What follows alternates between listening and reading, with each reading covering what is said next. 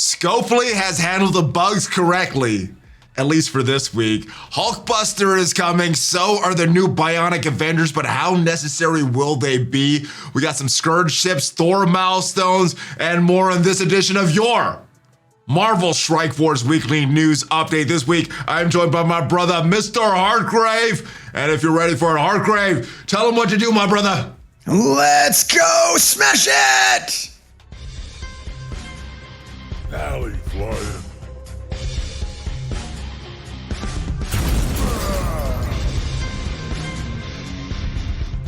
Hello, Valley Maniacs. What is up? I am ValleyFlyin. Welcome back to the ValleyFlyin channel and this edition of your Marvel Strike Force Weekly News Update. If this is your first time here, hit that subscribe button for more great Marvel Strike Force content.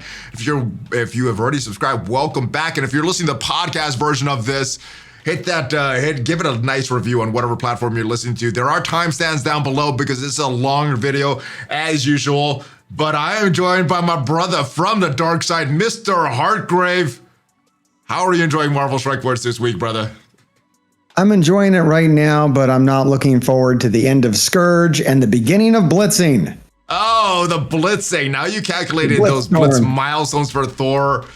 I hope they're not correct, but we're going to talk about your calculations and what we've got from the blog post, which may or may not be correct because as we know, everything is subject to change on a blog post, right? Who knows?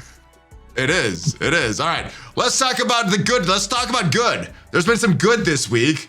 There was a lot of salt last week, but I think Scopley handled the salt very well, the July meta event compensation. So those of you who are just joining the news and not familiar with what was the issues going on in the past few weeks, there was an issue with Milestones sending rewards to the inbox that only granted enough points for some players to complete the entire Summer of Thunder milestone event.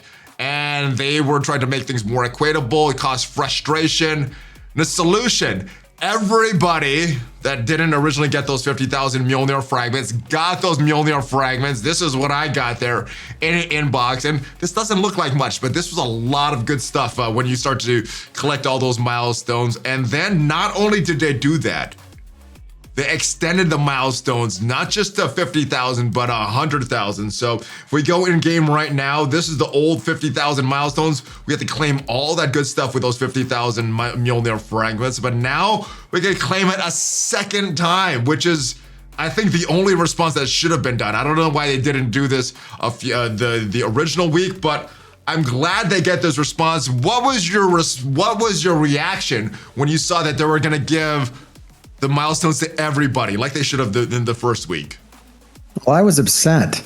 Oh, why? That makes no sense to me. Why were you upset, Mr.Hartgrave? Oh, look, I was going to get the milestones anyways, and I'm upset because we're not dealing with the underlying issue.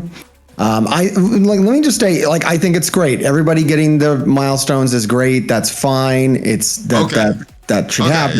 On the surface, that's what I was looking at. The surface issue, I think this is great. I think this is great how they handled it. But I guess you're talking about something else. So what is the deeper issue that you're talking about here? I think the reason why people were so upset that this happened is that the monthly milestone is not really easy to complete. A really dialed in player, a really highly engaged player, super fan like myself, is going to complete the monthly milestone, right? So yes. I'm guaranteed I get that maybe. stuff. It usually always comes down to the last day, so maybe or maybe not, right? I don't know. Right? So that's kind of the underlying issue, is that there's that maybe, it's really hard to do, and that's why people are like, oh, he got it, well, I'll never be able to get it, I want it too, and that's really the issue. I'd like to see the monthly milestone be more friendly, like it was the first time it came out, where we had like a 5,000, fragment kind of buffer where you could miss a couple of things, but still complete it. The next month, there was a no fragment buffer. You had to claim every one core offer. You had to beat every milestone, which led what to are you all talking? this. I had like extra 300 or so, 300 of those disco balls. Okay, that's great. And actually, I read a little less than 300 now that I think about it. But yeah, and that led to all this stress over the Gambit, situation, which I thought, I think all this is positive. Having a monthly milestone to work towards, I think, is a really cool thing. I enjoy it. I think having event raids is really cool. We asked for that and we got it, but then everybody got stressed out about it because if you didn't get the bracelet, then you were going to miss all these rewards that you've been looking at for the whole month. And I think that it's just causing undue stress upon the player base. I gotta say, there were aspects about the Gambit raid that I did like. I like that the raid release character. I liked I like the challenge of it. I don't like the limiting that it was so limited to that the milestones, the monthly milestones, and you couldn't really screw up. You had to rely on your alliance to do that, and if someone had something in real life going on. But there were the aspects of the Gambit raid that I did like, and there were aspects of these milestones, these monthly milestones that I do like. But yeah, there's some issues with it that I think they need to correct. I think the player base is mostly looking for their unlocks to be known and guaranteed. Like, we don't want mystery surrounding how we're going to get new characters. I think we are calmer when it comes to, you know, these gear pieces or, you know, tier 4s or whatever the other kind of stuff is. Like right now, there's probably nobody really worked up about Victory Blueprint, right? I'm not going to get the last milestone on Victory Blueprint, and I'm not losing sleep over it. Are you getting all your Mjolnir fragments, though? I am. I will be. That's the important thing. That's the important thing. There you go. And that's where like the stress is. That's where the people's mind is at. So I'd like to see the monthly milestone be addressed, and, you know, have some commitment to that being completable by people if they do all the if there's a reasonable amount of activity. I'd like to see us getting that monthly milestone. Yeah, I would agree with you. I agree with you. There's aspects I like, but I don't like that limiting the limit of it, that you can't really. There's no room for error in it. I want a little errors. I want some breaks. Yeah. And I don't want to be having to grind all the time. Like, we're so dedicated to this game. We're gonna log in every day. I'm gonna play for an hour every day. That should be enough. Come on, relax. I'm here. I'm checked in. All right, so. This was a good response. I guess the underlying issue that you had an issue with was the limiting of the milestones themselves. I thought you were gonna mention all these quality assurance, all these bugs, and it looks like they have an action plan going forward for this. Now, whether they stick to this and live up to the commitments of this, that's another story, but what they said they're gonna do is strive to offer the best possible experience. They've fallen short of that recently. I don't know about just about recently. I don't know what event we could go back to. I don't know if it goes back to 2021, 2020. How many events have we had in a row that have been bugged and something going on with it? How many updates have we had that there's like, okay, what is gonna break this time? So they've fallen short of that a lot. I don't know about just recently. The leadership of the development team is currently auditing the process, working quickly to address the weak links in the chain. All this sounds good, but these are action steps here.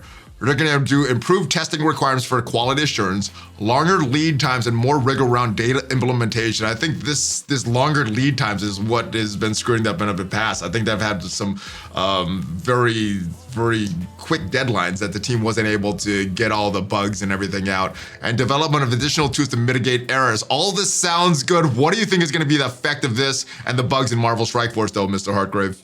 I don't suspect they're going anywhere. And, nowhere. I'm not worried about it. All right, so we're gonna keep getting our free compensation. Yeah, exactly. That's what I'm in for. Yeah, all right, so no need to worry, guys. We're still gonna get bugs. We're still gonna get compensated for some of the bugs, not all of them. But this one was a good one. Now, we also have word that one of the more recent bugs, one of the more annoying bugs that people have been asking about, Agatha. Where has she been in the Red Star store? Have you seen her recently in the Red Star store? No, I'm not looking for her, though. I'm actually looking for Heimdall, and he should really be there, but he never shows up. I think we have major issues in the Red Star store to begin with. Oh, that store is such a crappy store, but awful. When we look at that store, Agatha was supposed to be there, and I'm pretty sure she was be there. I pretty much remember purchasing the 5th star for Agatha, but it looks like she was not there, like a lot of people were saying. So this was from Animos. He sent this in today on the stream this morning. I'd like to let you know, and this is Richard here. So we've got a good customer service response. So luckily for Animus, he did not get Brian. He got Richard here. So this guy didn't step in at all. No, Richard just helps the dude. Oh. I'd like to let you know that we found an issue with Red Star availability. In line with this, we've refunded a total of 4,050 power cords that were previously sent to your account. Please claim them in your inbox before they expire. Additionally, Agatha Harkness is now available in the Elite Supply store. She was supposed to be there before. I haven't seen her since this message went out on July 14th, today for him, but I guess she's supposed to be there. And this is Animus's compensation, the 4,050 cores. So it looks like at least some of the customer responses are well. And if you spend power cores refreshing the Elite store for Agatha and she wasn't there, right into customer service, you may get a response like this, getting you a refund of your power cores, or you may get someone like Brian. If you get someone like Brian, hopefully they close the ticket quickly and you could write in and get a good customer service response for this. But what do you think of this? Refunding power cores, this amount of power cores, Mr. Hartgrave. Have you seen that before? Yeah, no, I've had these experiences as well. And the key is literally what you're saying. Be persistent. If you have an issue, just don't let it go. Keep writing in, keep reopening the tickets until you get your compensation. They will send you anything. They can send you any little picture that you want. They can send it to you. Like, don't worry about it. This stuff. There's no warehouse where this stuff comes from. They can get authorization to send you anything. So just be polite. I'm sure that, this guy did not, call them a bunch of names and get really weird on them. Just be polite, state your issue, keep explaining it until you get what you're expecting. Well, that was what I had to do when I had an issue before. There was how when we get an update, we go that ISO 8 energy and normal energy and a bunch of other stuff. Well, that one just disappeared, and I had to write into customer service for a few times, but I was always polite and I was stating facts, but I was very persistent, didn't let it go. And I finally got that. And it sent me the wrong compensation. I was like, hey, thanks for that. But I was supposed to get raid energy, not raid health, because that means nothing. And I was like, oh, here's raid energy. So yes, that's I guess that's the long and short of it. When there's issues, sometimes you'll get a good customer service response, you get lucky, get a good response like this. But if you don't, keep with it, because eventually you'll get a good one, and hopefully they'll get someone stepping in that's does the right thing. All right. Now, there were other bugs in the past couple weeks that I think were not handled correctly, and I guess this was the first one. I don't think anything's gonna be done on this recently, or anything is gonna be done on this moving forward. But Roland Rebel milestones, the previous monthly milestones that we've had, I completed that. I don't think this one was as egregious as the second one that they did handle correctly eventually. But this one, if you purchase an offer that were granted milestone points, you got to claim all of the Roland Rebel milestones, whether you completed it previously or not. You get all those milestones completed, and for a lot of people that missed the Gambit raise, this was very good. I think what the community wanted was that ability to go in, spend $5 and complete all the milestones. What do you think of the response to this? All they pretty much addressed was the leaderboards. They handled everything else right, but why do you think they didn't address this one? Do you think there wasn't as much complaining about this one as there is with the Summer of Thunder? Or they just said this event is in the past. We're not losing money on this one because everybody spent the money. We're only gonna fix the one going forward so people continue to spend money. Why do you think this was not addressed like the Summer of Thunder was? Yeah, that sounds about right to me. I think, it was in the rear view mirror already and it was gone and it was what it was. Once again, this is the underlying issue though. Like, people are upset the monthly milestone is this wouldn't be an issue if the monthly milestone was easier to complete, right? I thought you were going to go back to the other issue of the bugs, but yeah, there's the two issues. The unfriendly milestone and the bugs. I mean, this is another bug. If Scopley had their QA process correct, this would not even be an issue, but because of that, we're still having to talk about this, but I'm glad they addressed the big one. This one for me wasn't as big. I did complete the milestones, but even if I didn't, I probably wouldn't be as upset as I was about the Summer of Thunder. So glad they handled this. Any other thoughts on these bugs, these milestones, the responses to these before we move on to some hype that I got yesterday or 2 days ago? Yeah, I want to see that commitment to making the monthly milestone, completable by the vast majority of people. If you're putting in the time you should be beating the monthly milestone. You should be unlocking the monthly milestone character at 4 stars. I agree with you, and I think the rest of the community agrees with you. Hopefully, Scopley agrees with you. That's the more important thing. But all right, enough with the back and bugs. forth on it. Whether we get characters at 4 stars or maybe it's a Sunfire and you just get 3. Like I like when we had those easy 6 or 7 star unlocks. Those were the best. But I don't think I did those events right. I don't think I ever got a character 6 or 7 on free to play unlock. Anyway. Are you ready for some hype? Because a couple days ago, I got some big hype. I've been looking forward to this guy, the big guy, Hulkbuster, for a while, and the rumors were true. He has come to the game. He is a tech raid solution along with his Bionic Avengers team. Now, we'll talk about these Bionic Avengers, the reworks Iron Man and Vision, the new character that was also confirmed in this blog post. But before we get to that, let's talk about Hulkbuster specifically. What was there anything that stood out about his kit specifically for you that really is going to make a difference in multiple game modes or maybe just in the raids? Yeah, really, it looks very focused on raids and just tons of barrier. I don't see any heals going on here, but just like lots and lots of barrier. So that's apparently. I don't think we have the healer yet. We don't have the healer of the team yet. Don't have the healer. Don't know if we're gonna get one. Yeah, I'm gonna ask you about one of the other characters because I think the other one will be a healer, but he's the protector. He's the big, slow tank of the team. Lots of barrier. The thing that I noticed was lots of ability energy going around. Lots of ability energy going around on this one. And we also have that in the reworks of Iron Man and Vision as well. So a lot of ability energy flying around. And while he's a protector, I'm expecting his speed to be pretty slow.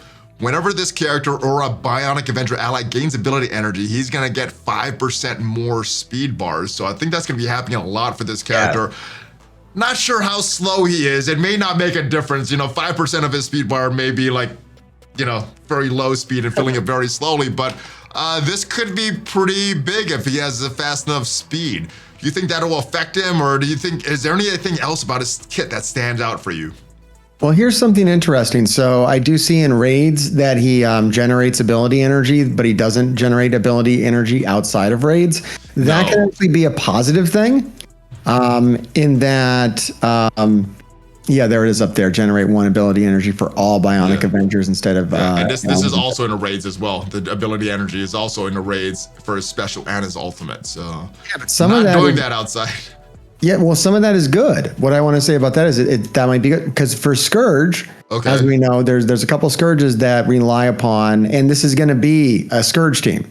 This is going to be a Scourge team, not for war, but for death. Not the 3rd Scourge, the 4th Scourge. So we don't even know all the teams for the 3rd one. We got a team for the 4th one already. But yeah, not giving out ability energy in Scourge is actually a positive thing because they've always had Scourges that hurt you when you gain ability enery. So. Okay, well, you don't have to equip that There's one Scourge. that I actually don't mind being locked into raids. Yeah. Yeah, that's one way to look at it for that one Scourge event. But I'd like more ability energy for War, Crucible, some of these other game modes. But I guess if you're equipping that specific Scourge, that's a positive. I like that you're looking at positives, MrHartgrave. You're more positive than me. That recently I've had you on. All right, so yeah, I'm looking forward to him. Now, do you see any value for Hulkbuster outside of this team or outside of the raids and obviously outside of the Scourge event? I mean, yeah, it's primarily going to be for raids, of course. It has raid written all over it. Yeah. The one thing that's interesting, I mean, I think Unlimited X-Men are set up to destroy this team. So if you try to use this against in which game mode? In which game mode? In Crucible? I'd say any game mode. I mean, Rogue's basic just removes all barrier. So it doesn't matter how much barrier they have. Yeah. Rogue removes all of it. Unless the other 2 characters are crazy good. But yeah, his Hulkbuster specifically, probably not a lot of value. Outside of raids, outside of this specific team, and obviously the Scourge character, which... we just still have to build them up because those are pretty important things. All right, I don't think they need to be good outside of raids. I think they're going to be required for all high level players. If we want to, be in Doom 3, you're going to need this team. Just hands down. Yeah. Oh, Doom 3, yeah. We don't even know about that. We've seen data mines about that, but we still aren't sure about all the information of the Doom 3 raids. Well, now we know something. You're going to need this team for it. Yeah, yeah. Guaranteed. Yeah, and the Web Warriors.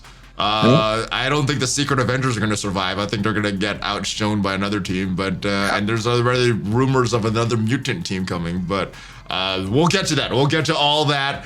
Let's talk about the updates for Iron Man and Vision. Now, looking at these Iron Man updates, he's getting some damage boost, some health boost, a lot of boosts to his focus, a lot of boosts, a little resistance boost.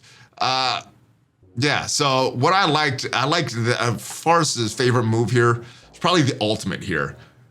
It really does nothing right now, just a big 600% damage attack. Now it's doing a lot though, 600 or 700% damage.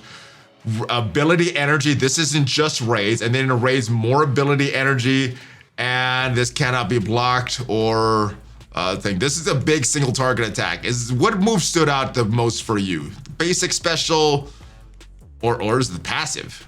Or the ultimate? Just the overall package that he got such a hefty rework. I mean, this is sizable. It looks better than what we got like for Scarlet Witch, right? I think Scarlet Witch is like the low bar as far as reworks go. Like, no one was thrilled with that. I was trying to make it seem like it was all right, but at the end of the day, it was not all right. She's really. I think because it's really just Wanda Maximoff in the game. I don't think we have the real Scarlet Witch in the game. They just have the wrong name on her. All right. Yeah, but yeah, this is a strong one. Plus, he's a legendary character too. That's pretty much always sucked. I mean, even when he was released in year 1, he wasn't on my primary Avenger team. Yeah, Hawkeye. I liked Hawkeye better than Iron Man back then. So that's so weird. But this one was a good one too.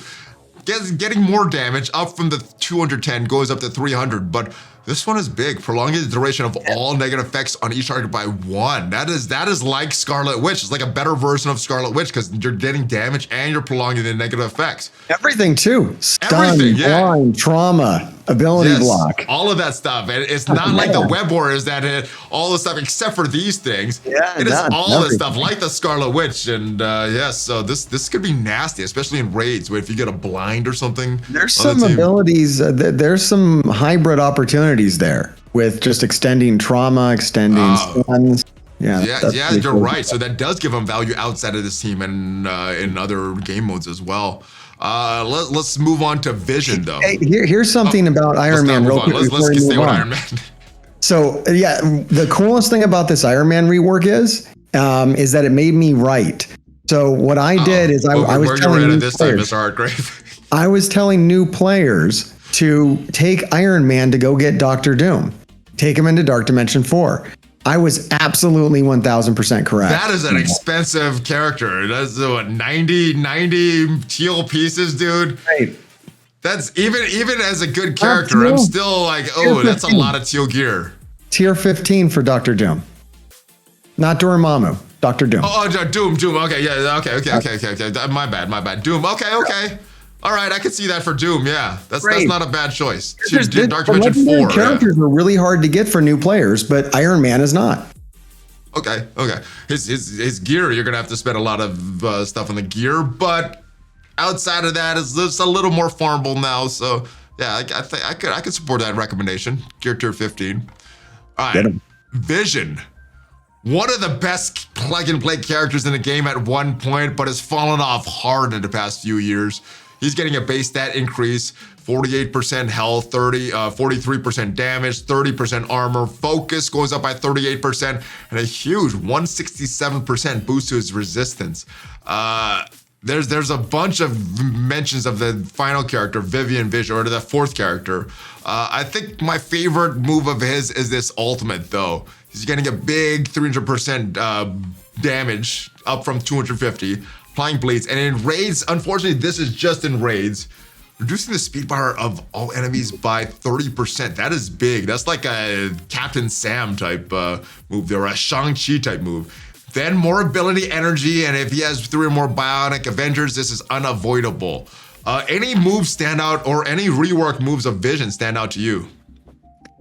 No, once again, it's like that total package. It looks like a very substantial rework. It looks really great. I think the team is set up to work on Sim as well, with everything it's doing. With all the ability energy, you don't have to worry about cooldowns, right? Like that's the main reason to take control of it yourself is to manage cooldowns. But this team does not seem to have that issue. Yeah. Now, one thing that some people noted, if Scarlet Witch was an ally before, it would apply bleeds to all targets. Now he's just applying bleeds. So that kind of limits his synergy with Scarlet Witch, but she's on the Darkhold team. He's now going to this Bionic Avengers team. Do you ever foresee a time that we'll see Vision and Scarlet Witch having synergy again in this game? I don't know. I mean, yeah, everyone was pretty not thrilled with the lackluster rework of Scarlet Witch. So I don't know. We always hope for something to make her more valuable. But I think that at a lower level, where people will only have Vision and only have Scarlet Witch and not have the rest of their teams unlocked, I think that mild amount of synergy is all you're really going to see at that level. Like we kind of have, the high level teams. And then like kind of the beginner teams, and beginner teams don't have the crazy synergies that like the end game teams will have. So I don't really think, and we probably won't see it. Okay, I agree with you. All right, let's talk about this fourth character, Vision. Mentioned all over the place in his kit, and his basic, his special, not the ultimate, but all over the place in the passive as well. The passive states when an ally Vision drops below 50% health, apply death proof to that character. On ally Vision, ability block, clear all negative effects on that character. Bunch of other synergy as well. This was a character that was rumored and it looks like confirmed now. What are your predictions for the tags? Do you think she's gonna support, control? Is this where the healing is gonna come from? And what role do you think she's gonna fill on this team? Yeah, I'm being told that in the comics that she doesn't have like any kind, she's just identical to Vision. Okay. But I think for Marvel Strike Force, I would assume that she's the healer. That would be great. I really hope the team has some healing, because if it doesn't have healing, I think it'll be okay with all the barrier, but over time it's going to decay. And, unless the team is really, really big, like you've spent a lot of money on it, then it's not going to be really what we, really want it to be. Yeah, I think you do need some healing. I think she's a more likely candidate, especially with the fifth rumored character being Deathlok, which we'll get to in a little bit. But yeah, I don't think he fills that support role as well. So I think she would be the most likely candidate if the team is going to have healing. I think they're going to have a lot of problems if they don't have healing, especially trying to go through the raids. This should be a raid team. They should have healing. They should have some sustain and a way to remove debuffs off your team. So that's the two things that they're missing right now. And I hope that the final two characters, Vision and the next rumored one, Deathlok, comes. Now, when he comes to the game, in previous games, I've had Deathlok as a blaster. What are your predictions for Deathlok? Blaster, another controller, another support type character, or something else? I mean, yeah, if Deathlok isn't a blaster, I'll be floored. That guy's just all damage, right? Like, I don't know what else he would do. That would the only option in my mind, yeah. All right, I like those predictions, and we'll probably find out in tomorrow's blog post, but predictions for Vision support and Blaster for the rumored fifth Deathlok. Now, let's talk about this team as a whole.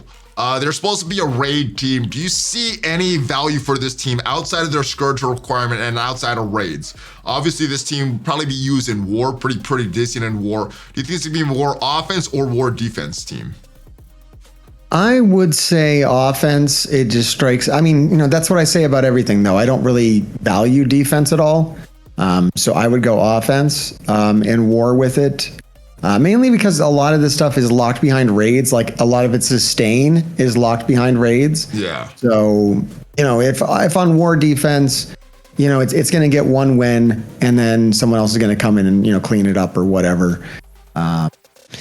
And yeah, same thing for Cosmic Crucible. I think Unlimited X-Men is going to tear this thing up. So you don't really want to put it on defense. But I think if it becomes a really strong, I think it's going to be better than Web Warriors. I think that's the standard. That's the low bar. Is Web Warriors is really only good in raids, and then it kind of sucks everywhere. I think this looks better than Web Warriors. Well, they do have that RNG factor, so sometimes you're trying to punch down on them significantly, and they get all these dodges, and nothing sticks, and you end up losing to them when you normally shouldn't. But yeah, I think that's what gives the Web Warriors a little advantage on defense. They're just kind of an annoying team. This team, I don't see having that, so I guess offense, but we'll have to wait and see if the final 2 kits is what I'll say. Now, this is gonna be a team for death. This will unlock death for the difficulty 5 and 10 in the Death Scourge event. Before we move on, what are your predictions for War, the final 2 teams for War? We know that the Hero Asgardians are one of the teams for War. What do you think of the other 2 teams? Just another team that we don't have in the game yet, a team that's currently in the game. Where are you thinking Scopley is gonna go with the other 2 death unlocks, or excuse me, War unlocks? I think they've already tipped their hands on the teams that aren't in the game that are going to be Scourge requirements. I think they want us to know, you got to buy these. They want to give you reasons to buy these teams. As far as the other team that we're going to need for the upcoming Scourge, I really want to see Wakanda. I don't know if that's going to move. It seemed that would just be a really nice move to see that investment in Wakanda kind of pay off. I would say this is Scopley. We're not going to get anything nice, but based on their bug response this past week, I think anything's possible. Anything's possible. I mean, it was pretty nice to give us Young Avengers, which is fairly farmable. I mean, we don't have Echo or Kate. The most important one is farmable. Squirrel Girl, she's farmable. That's the most important thing. True, that's absolutely true. So it's not horrible. The thing about Wakanda is for new players, you do have to, it's not easy to unlock Shuri. She's a legendary character. So there's definitely some offers to be bought there if new players want to get in on Wakanda. Do you think there's going to be any previous unlock teams? Like we've had the Hero Asgardians. You could unlock Black Bolt with the normal Asgardians. Do you think it will be kind of overlap with some of the older teams? We've had, and then Inhumans were used to unlock Ebony Maw, and then they were required for this Famine Scourge event. Any kind of duplicated unlocks you see? We might see, Shield here to kind of tie into Iron Man, give you a reason to unlock Iron Man, kind of push that. We could see that. I would also say Wave 1 Avengers we might see being a Scourge team just because they're not very good. Okay. And we can throw that in there. There's reworks. There's rumors to Hulk coming getting a rework, and Iron Man is a Wave 1 Avenger, so that would be double good. So no Kree minions or anything like that. They've yet to go that far. I really hope they don't. I hope they don't make. I mean, what's the meanest thing they could do? Like Hydra and AIM.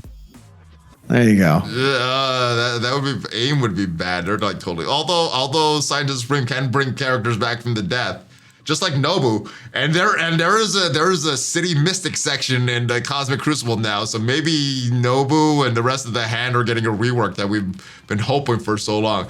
All right, before we move on from the Lex Horsemen, who do you think are the final 2 horsemen? Who do you think are War, and who do you think is Death? We know they're coming. We've had rumors. Are you sticking with the rumors, or are you going outside of the box with your predictions?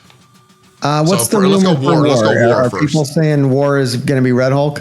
Most people are saying War is Red Hulk. I know there's some people that are thinking it's going to be Ares, but based on the rumors that we've had for these teams and them actually come true, I'm going to stick with the Red Hulk. And rumor is that's supposed to be a War team along with Abomination. There's been some rumors of Cho, some rumors of a Red She-Hulk. I don't know who the 5th here, but that should be a War team, and that's I'm gonna stick with that prediction. That sounds right to me as well, yeah. All right, Death. Now there's been rumors of Death associated with an Archangel because that's pretty much what he is in the comics, and that would be a mutant team, and we don't really have a mutant solution for the raids like we have coming up for the tech section, and rumors of Angel or Archangel. I'm not sure if they would do one, and then when he's with Apocalypse he becomes empowered or something like that. But also rumors of Captain Britain Nightcrawler coming with that team. How much weight do you put in those rumors? That seems likely. Astonishing X-Men is probably not going to hold up when we get to Doom 3. They're not holding up now. Let's just be frank. They're not holding up now. My Bishop, Beast, they're teal gear. They get one shot. Well, not all teal gear, but they get one shotted by the enemy Bishop. So they're not holding up now. It's rough. I've been able to get a lot of life out of them just by getting 6 red on Beast. That helps out a lot. But okay. Yeah, it's not what it should be. Did you pull that or did you purchase that? Oh, I bought that one, yeah. Oh! Absolutely. Beast is great. I know. It feels bad purchasing for Beast, though. He's not a damaged character. He's like a support character. True. Stars for a support character. All right, so those I guess we got the same predictions there. Let's move on. I have thought that it was going to be Magneto because if you go back to the original pictures of the Horseman from the website, that dude looks like Magneto, but okay. I don't know. We already have Magneto in the game. Magneto's already in the game. Yeah, they're not going to make it with Scourge or something, but there was rumors Magneto getting one of the first characters to get T5s and Sebastian Shaw being the leader of that team. So I guess we could talk about Death as one and then maybe Sebastian Shaw or another member of the Hellfire Club coming to the game at that point for raids. I don't know. They made Iron Man and Vision from power armor war offense to raid teams. So I guess they could do that with Brotherhood as well if that's the direction they want to go. But I think it will be a mutant team definitely. But I'm still leaning towards Angel. But there were rumors like the OG. When you think about Apocalypse, you instantly think of Archangel, right? I do. That's the only one that I know. I mean, there's a lot of other ones in the comics, but Archangel, that's the one I grew up with. Well, I mean, that's the big story. You know, Angel losing his wings, Apocalypse coming and bringing his wings back and turning them into this, blue evil and purple dude. Yeah, it's awesome. That's a great story. So I'll be disappointed. That's what I remember from my childhood. Yeah. Everybody wants it to be Angel. Like, I think it would be a big mistake for it not to be Angel. Yeah, they could do that Hellfire Club on a different team, a different solution. But yeah, they don't need Angel for that. He should be associated with Apocalypse. That'd be a major travesty. It'll be Angel. I think they like money. They like money, so it probably will be Angel. Unless they're not listening to Community, they're just listening to some of their dev team that's big Magneto fans or something. Anyway, let's move on to Scourge. We got some new rules, some new rooms in Scourge this week. Let's go check out the new rooms here. Some of the room bonuses. The first one, room 3. On crit, mutant characters bury themselves for 15% of their max health. Defending characters gain that additional bonus. Have you switched up anything with these new rooms and what are you doing with this mutant room now? Room 3. Yeah, I actually just kind of changed everything up right before we filmed because I'm discovering just how good Rogue is. And that kind of changes my whole thoughts on, what I do in Cosmic Crucible, kind of based around how great she is and how lackluster the Ultimate X-Men kind of are and how much I don't want to build them to the levels I would need to build them for them to be any good. So I think that Unlimited X-Men is where you want to put what you want to put in room 3. However, I value Gambit and Rogue so much on offense for different teams. Okay. That I'm only taking 3 of the Unlimited X-Men and kind of dumping them in room 3 along with Shatterstar and Longshot. Okay. One cool thing about room number 3 to note is that on crit, any crit from any character, mutant characters get barrier. So you don't have to. Okay, I read that wrong. I didn't. Yeah, now that I'm reading it a second time, it actually does read it like that. Just the mutant characters, so you could bring any. All right. I mean, only the mutant characters will get the barrier, but any character can crit. Yeah, I was always using the dad bros in this room on offense to try to up that. But yeah, I guess they don't need to be the crits. All right, this room, there's some controversy of these buffs not working correctly. I'm not sure about the damage or the drain, but I know the resistance is not working. I faced some mutant or some city mystic characters in there getting a lot of debuffs on there. Have you experienced anything in this, anything funny going on in this room 4 there? I've yet to see anybody use that room properly, so I couldn't tell. I mean, this is, my opponent put Black Order there, so. Yeah, right. Like, what is going on, guys? Like, no one understands this room. They think it's like just Mystic. Not just Mystic, City Mystic. All right. I think not that just City, because I've seen Web Warriors there as well, and it's not just City; it's City Mystic character. touch the little eye, because that'll tell you what the room actually does. I think they honestly just read the title. It says Mystic Amplification and go, okay, the characters. Yeah. A hand, guys, hand. This is making me think a hand rework is coming. All right, this room has not changed. Wakandans are still placed there, easily countered by the Young Avengers, and then skill characters, skilled batteries, generating ability energy for adjacent allies. I've seen some interesting combinations. I've seen Infinity Watch here, but if you look, not everybody's placing their skill characters in the proper place for ability energy. What are you doing here in this room 5 or room 6? It's driving me nuts, man. No one's placing their. I want you to place your characters in the right spots. Check out my channel. I'll give you all the tips because I want to fight more challenging teams. And then one of the number one things to do in this room is you take a skill character and you put them so they only feed energy to Dr. Doom. Boom, he blows up. First turn. That's great. Everybody knows this. Yeah, I actually had a weird Dr. Doom. I was thinking Doc Ock. Anyway, yes, that's a good strategy. I was using, I can't remember what yes, it was Dr. Doom. It was Dr. Doom that I placed in there on defense, and it got one-shotted, but it was annoying to me. Yeah, there you go. Skill characters. Yeah, I probably should have changed up the order. Have more characters next to Dr. Doom, but yeah. I don't know, man. Pay attention to the Scourge changes. In your estimation, positive or negative? These changes in totality. They're trying to get people to engage with this game mode. Clearly, people are not playing this game mode.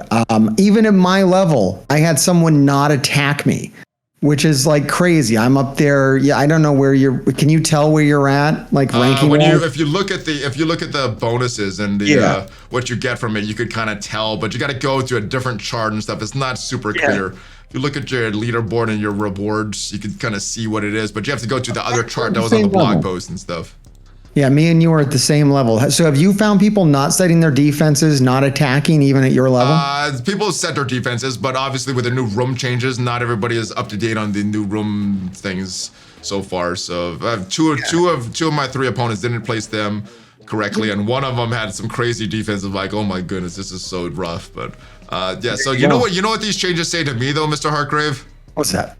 That the limited X-Men sucks so bad that to rework them and they have to rework the game mode that they were supposed to be in. So now they're the team that Scopley was meant for them to be, but they were so sucky, so uninteresting before that the Scopley had to give them a few reworks to get them to the place that they're supposed to be. Yeah, I mean, I think Rogue on her own is fantastic, and I'm also pretty keen on Gambit. I like Gambit on Uncanny X-Men instead of Cyclops. I don't like Cyclops at all. That is on Crucible defense, on War defense. Where are you using that combo? Pretty much everywhere. I mean, that's just everywhere. Cyclops does nothing for that team. So Gambit is a great substitute. He does so much more. Okay. I haven't built up my Gambit to even test them out yet, so that will be something I test. Now, speaking of these unlimited X-Men and Rogue, let's talk about this Scourge event. This has been going on for a little bit. You're someone that's pushed this event a little harder than I have. The only thing I've done so far is a difficulty 8, no Scourges. I'm wanting to complete difficulty 9 by the time this is done with that one Scourge with that 30 points. 30 points for is that what it's called? Stay down? Where you don't revive? Absolutely. Okay, with that. So that is my goal. I know you've done a lot more runs. What have your impressions of this game mode? I actually haven't done that many runs. I did clear difficulty 9 with Stay Down, but I've only run it 3 times. And that's crazy because the last time I did like 300 runs. Like I played it a lot.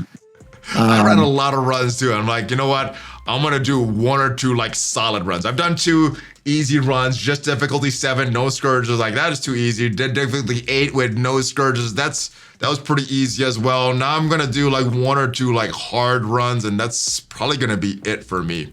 What are your tips for some of these difficult sections? I think for me, the one I'm struggling most on is that mutant section there. What have you done through difficulty 9 to get through these tough mutant sections. Not as much mission 3, but mission 4, my goodness. Very, very difficult for me. Yeah. What did you do to get through this? Yeah, for more detailed stuff, you can check my channel. And also, I got to give a nod to Dorky Dad because I watch a lot of his videos to get through this stuff. He does a great job with it. I've used his guides as well. Yeah, it's really good. So to sum up, though, what you're going to really need to do, like the universal tip, is one-man sack teams are going to change so much and unlock, make it easy for you to cruise through these nodes just by sending in like to the first city node. If you just send in Kingpin first before you send in a team with Shang-Chi on it. Why Kingpin? I know Dorky Dad used it on his videos. I've said to use it, and everybody seems to be using Kingpin on that first sack. Is it because he used Kingpin and everybody's just following that? Okay. I think so. It's just it's an easy character. We all hate Kingpin, so kill Kingpin. Okay. Make sure he's dead. Okay. But no, you could send in any weak city character that you have. But the goal is to eat the Sam ultimate because that one's pretty nasty to deal with. And then when you go in, he's going to throw up his taunt with all the buffs. And then your Shang-Chi can like target into him and destroy everybody because he gets powered up by every buff that's on the primary target. Let me just say, if you're doing that strategy, don't equip the Scourge that all your enemies gain ability energy or something when one of your characters dies, because that's going to screw everything up. Right. So watch that Scourge if you're doing this sacrifice strategy. Which is what everybody's doing. So nobody's using that Scourge. Like these people running difficulty 10. It's got 30 points. That should be a 30 point. That should be a 30-point Scourge. Crazy. So people are beating difficulty 10. And the way they're doing it is they're just sending in multiple one-man squads. Whenever you get stuck, just send somebody in there to eat the ultimate attacks and then go back in.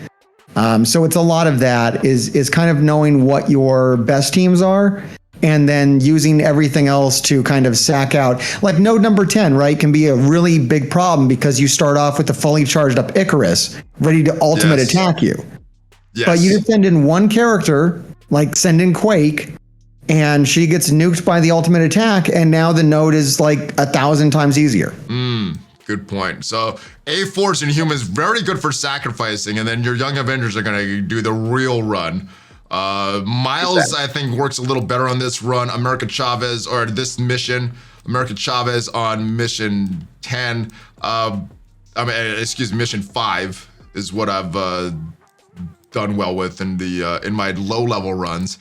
Someone suggested for this difficult mutant section, though, Beast, Jubilee, and Bishop, and then Sinister and Emma. And you clone the Emma, that makes it easy. I haven't tried that strategy firsthand, but if you haven't done this node, give it a shot. Let me know how it works for you, because everybody that's mentioned it on stream has said how easy that makes it. So I'm gonna be attempting that. I don't have to attempt with that firsthand. Now, with all those tips, good luck with your Scourge. Get the best possible Scourge run. Let's talk about the grand prize of Scourge Rogue. Now, at 3 stars, everybody thinks she's pretty usable. I don't have her built up yet. I'm building her up right now, as you can see, but saving my gold, spreading out a few days. How usable is Rogue right now for you, and what game modes are you using her in? I know you mentioned Arena previously. Where are you using her now? I think it's going to be everywhere. Yeah, everywhere. Arena, Cosmic Crucible, raids. Viable everywhere. All right, my goodness. And as I remember how good MILF was at 3 stars, like, man, she's pretty good. And all these counters to that team in Arena, and then once everybody got stars and the red stars on her, all those counters, a lot of the counters didn't work anymore. So, she's going to be viable in a lot of places. And you say you like her better than Dormammu in Arena right now. Yeah, I came around to it. People were saying that you can use her, and at a low level, I'm sure it works if you use her and Gambit together with Eternals and Emma. Okay. Or no, I'm sorry, with Morgan Le Fay. Oh, and not Emma. Okay. No Eternals, but yeah, no, I just found, because the team I'm using in Arena is Eternals, Emma, and Morgan Le Fay and Dormammu. But I found taking Dormammu out and putting Rogue in made the team even more destructive. Yeah, she's crazy good. How big is your rogue right now for that to work? Like, could I bring in this 60K rogue and have her make a difference? Or maybe. Okay. It's really about her abilities. It's not about her power. It's about her abilities. You might need to change her over to skirmisher to give her a higher chance of dropping that ability block. That's pretty key. But yeah, I think I'm around 100K. Yeah, 106K is my rogue. So not very strong. Now, what are you targeting for your Scourge final score? And how many stars do you want for your rogue? Yeah, I think so I did a 1.8 million run. And that one's on the books. And right now I'm trying difficulty 10, which should get me somewhere around 2 million, a little bit over 2 million. Where does your 1.8 have you ranked right now? I think I'm in the 600s. Okay, so inside that top 1,000, definitely. Okay. Yeah. So you're shooting for pretty high for rogue. Nice. Okay. Yeah, I'm shooting for that exact same score. I'm shooting for that exact same difficulty 9 run with 1 Scourge on that. Yeah. So that's what I hope to get in the next few days. All right, but that is it for Scourge. Let's talk about this original blog post that introduced Rogue all the way back on May 13th, because in addition to introducing Rogue in her kit, it also said we're going to get more characters farmable in 2022. Now, this was on May 13th, and they said they're going to be looking to catch up and increase the availability of the following characters. They were so far behind, releasing 1 character per month for like 6 months in a row or something like that, that we're way far behind. The unfarmable characters list keeps on growing and growing. And since this was announced, we've had a few characters farmable. Lady Deathstrike did become farmable. Shang-Chi did become farmable. Silver Surfer, not mentioned here, but he became farmable. Magic became farmable. And some people would consider Spider-Punk going into the Arena Orb as farmable. I don't, but I do consider Dagger getting out of that orb as farmable. So I would consider Dagger, not Spider-Punk. But we've also had a bunch of characters since then. So those were 5 characters. But we've had 6 characters introduced, so that doesn't catch up anything at all. Phantom X, Dazzler, Gambit, Sunfire, Jane, and Rogue. And we're pretty soon gonna get Valkyrie introduced as well with no new farmable characters. So that is going on 7 new characters with only 5 becoming farmable. Are they gonna catch up on this, and why are they so slow? Is it because they are forgetting this with all the bugs that they have to do, or was this part of their plan? I don't know. I mean, I don't think we've gone a week without a character availability section in the blog.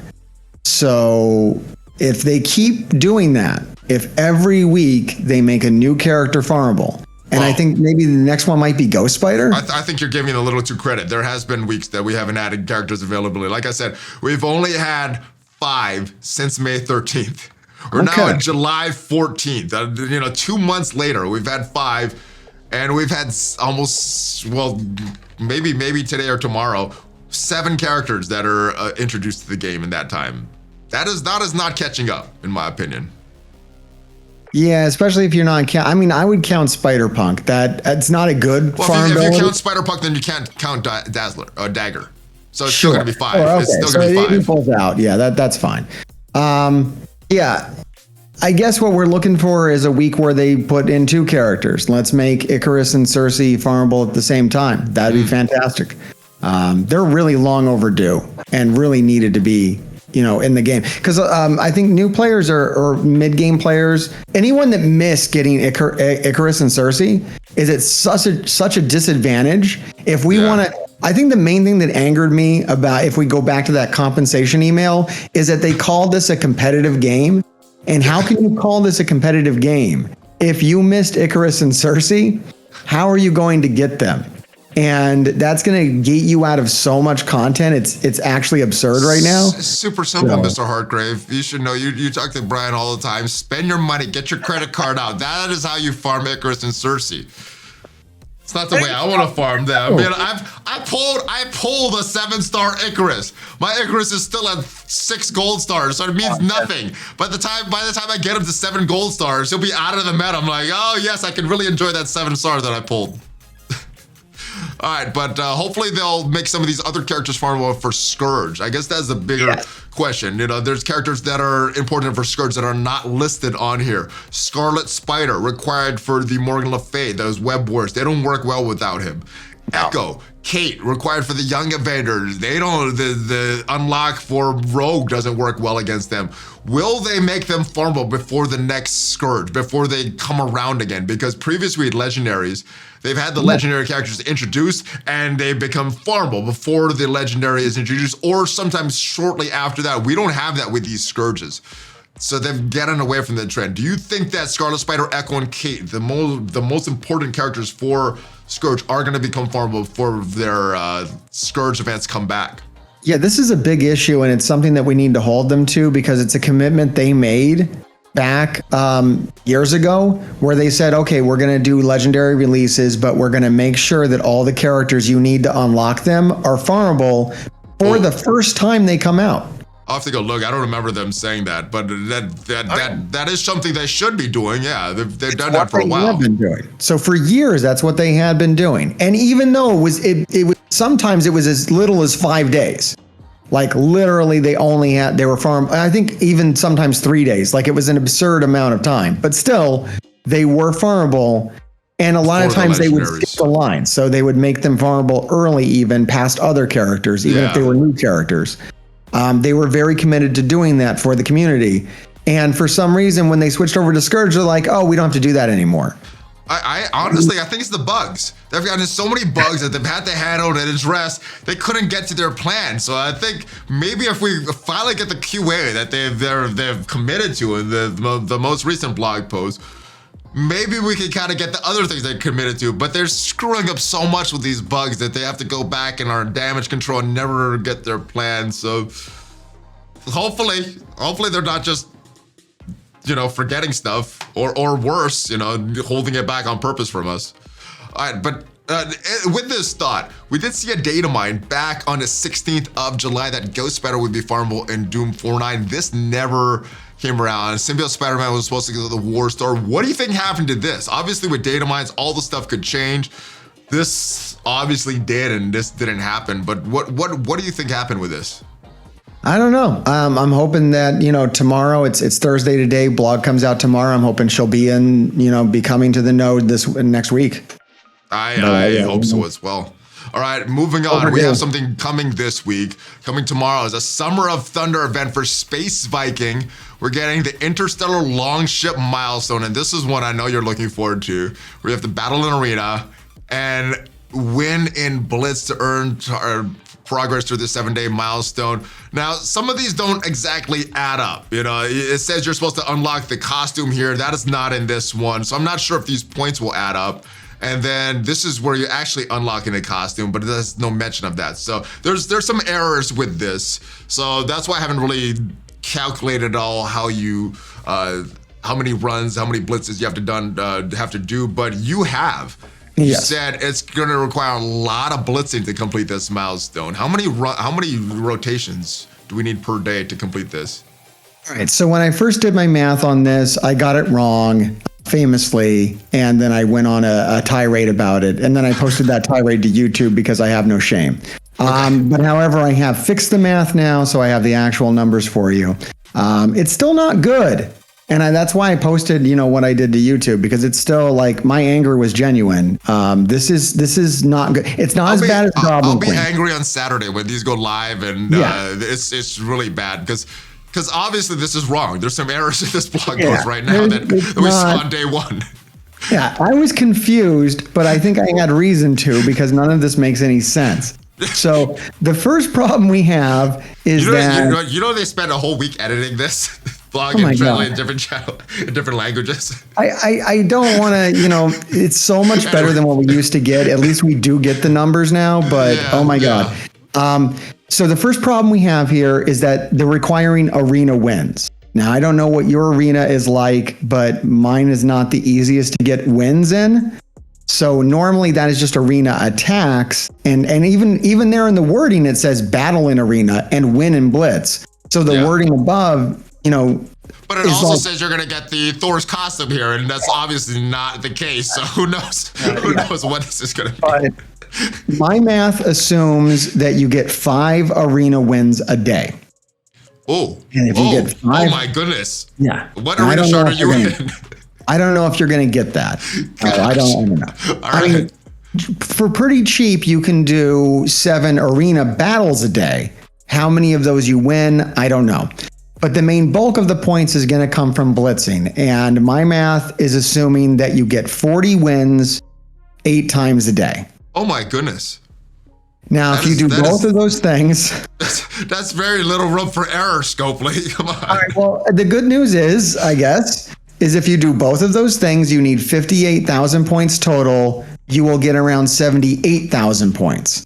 So you don't need to do all of that. Okay. But you need to win a good deal of arena attacks, and you do need to do a good deal of blitzing to be able to clear this. By good deal, I mean almost devote your entire life to it. All right, so we're going back to the Agatha blitzing, the Madeline Pryor blitzing, which is horrendous, but not as bad as Goblin Queen. I will say that. Like, Goblin Queen was worse. It actually made the math on Goblin Queen had you blitzing more times than you could physically blitz in a day. Yeah, you got to spend cores to complete the event. It's not a free-to-play event. All right, well, hopefully this is wrong. Hopefully this is arena battle and not win, but that would help we won't know till tomorrow. We won't know till tomorrow. Doing 7 arena attacks a day, if it's just going in and win or lose, is a good way to farm points. 7 arena attacks? Cheaply, because you get the first... The 50 core refresh is just for the attack. All right, if it's attacks, 25. yeah. Just 25 cores, so it's 50 cores in total to do 2 extra attacks every day. It's not a big deal.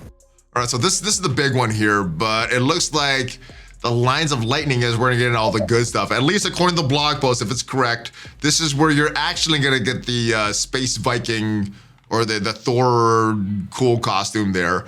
Opening these orbs. Have you calculated these? If this is, assuming this is correct, how many orbs will we have to open? And will free-to-play players be able to get all those Mjolnir fragments? All right, so this is the one where I got really upset about it, and I'm holding, I had to dial it back because we don't actually know what's happening here. Yeah, I'm assuming this is wrong. It might be wrong. I'm hoping it's wrong. It could be wrong. But assuming it's correct, is it possible to get all the Mjolnir fragments?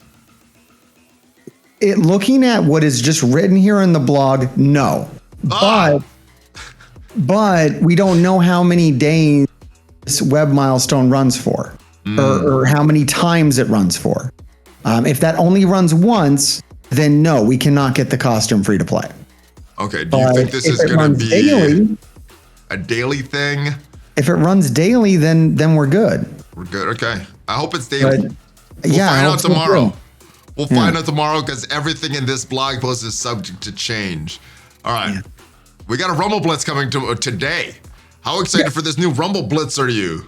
I love Rumble Blitzes. They're great. You can complete these all very, very quickly, and you don't have to worry about blitzing 8 times a day. You can do this in one run, spending some blitz refreshes. And I really appreciate the way that it's friendly towards people who are like neurodivergent, like myself, who like will keep blitzing if there's any reason to whatsoever. Like if there's even like a little bit of like reward, like, there's a leaderboard. Yeah. I'll keep going even when I don't want to. Right? Here, there's no leaderboard. Why? There's no reason to blitz. So I can just do my blitzing. I can say, oh, there's no more reason to blitz. Great. Now I don't do it.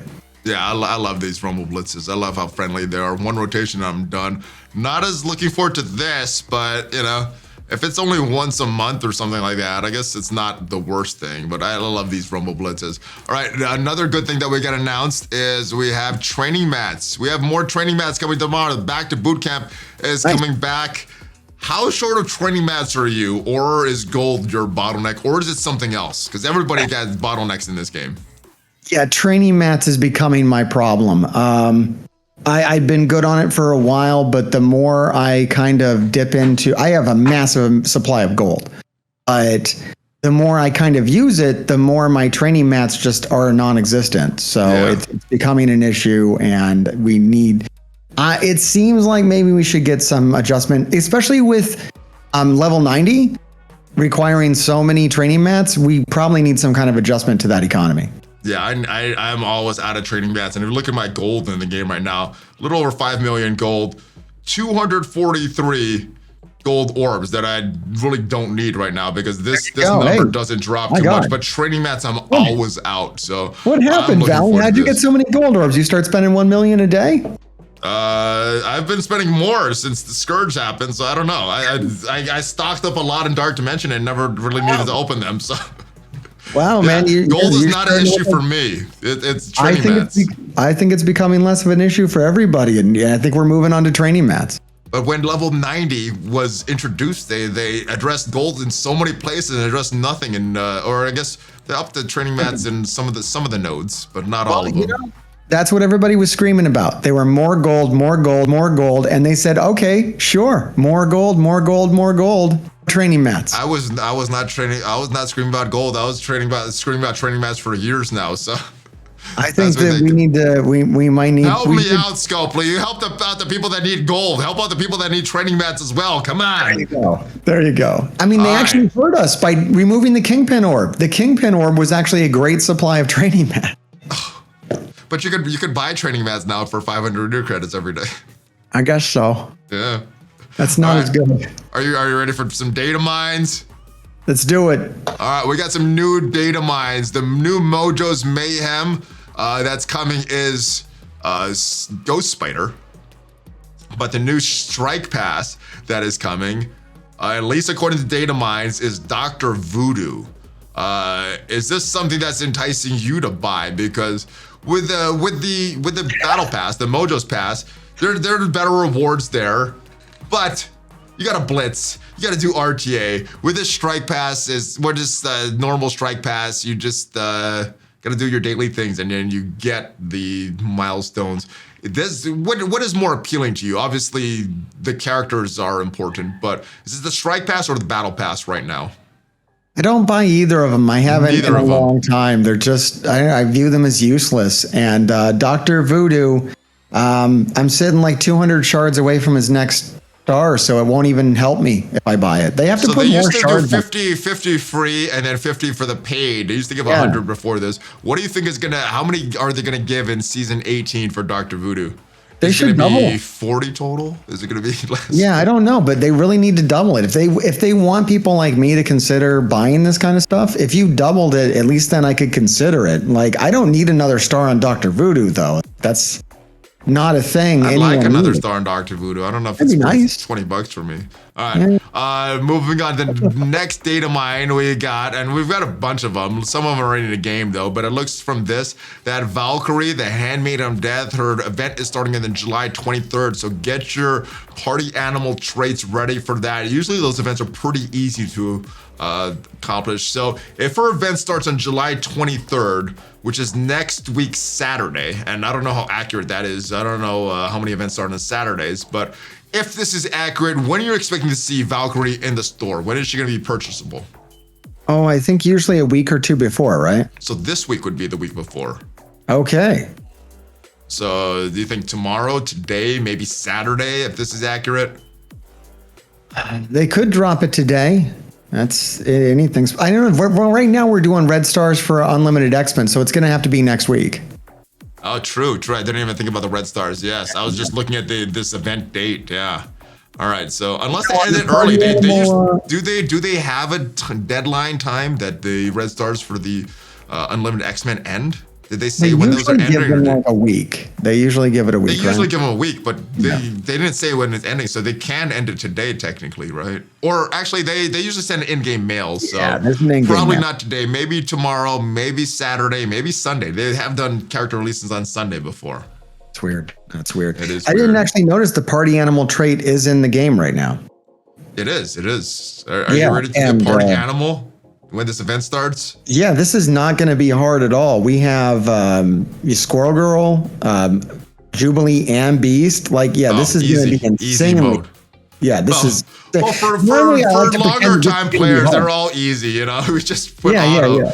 It's newer players and mid-game players that struggle with these a little, but for newer us, players are actually not that bad off because Beast is pretty available, and so is Squirrel Girl. And honestly, both of those characters you should be dumping a bunch of resources into anyways, and they're really insanely good characters. Both are definitely worth building. Yeah. All right, it's not bad. That is it for the news. Now, we're going to talk about Love and Thunder. You did not see that, so don't worry about spoilers, guys. We're not going to talk about that. Any quick thoughts on Miss Marvel? Not on episode 6, which premiered yesterday, but everything up to episode 5. So if you haven't seen Miss Marvel to episode 5, spoiler warning right now. Have you been watching that show? Yeah, I have. I'm committed. Okay. Well, how is your enjoyment level? And are your kids enjoying it more than you? My kids refuse to watch it. Okay. Awesome. So my kids and I still enjoy watching it. I wouldn't say it was one of the best Marvel things that I've seen, but not all of them need to be great. You know, I think they're appealing to a different audience, and yeah, absolutely. That's fine. Anything? I liked episode 5. I felt like I was being, kind of helped out a little more in episode 5 than I was in the other episodes. I would have liked to have had this episode earlier where they kind of go back and talk about the history and fill me in. I'm a dummy. I don't know what the partition is. I know I have Google. I probably should have Googled it, but I'm lazy. So it was really nice of them to kind of fill me in and let me know what they were talking about for the last 4 episodes. Yeah. That was cool. And I hear the finale is going to be quite a big deal. Like all people are watching that now, and I'm seeing spoilers online about it, and people say it's pretty, interesting. I saw it last night. I have no comment for you because I'm not spoiling it for you. But let me ask you, up to this point, one of your major things was we don't have a strong villain in this show. No. Are you impressed by the villains so far up to through episode 5? I was kind of hoping it would be Agatha. It's probably Agatha. No spoilers though. I'm not gonna reveal it for you. She's getting her own series, so she can pop up anywhere now. She's in the MCU. All right, that is it for now, guys. Hopefully you enjoyed this video. MrHartgrave, before you go, let everyone know if you have anything coming up soon, and if not, where they can find you on a regular basis. All right, sounds good. All right, buckle up. I got a whole spiel to go into. All right, let's do it. This week, I'm donating all of my YouTube profits to JoJo. This is a kid who's been battling cerebral palsy. Oh, nice. And I've been working with Scarlet Spider Comics, and I'm going to be co-hosting a benefit auction giveaway with them on my Twitch channel this Friday, the 15th at 9 p.m. Eastern Standard Time. Okay. That's Twitch TV/MrHartgrave, and all to benefit JoJo's trip to Disney World. We've raised over $1,000 so far. Nice. Very cool. Let me make sure you send me the link. I'll put that in the description.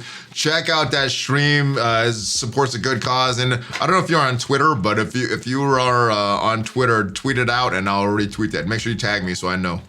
All right, sounds good.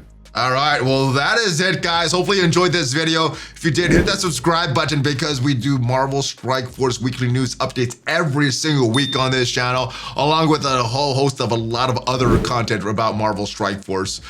Good, bad, we always have something to talk about in this game.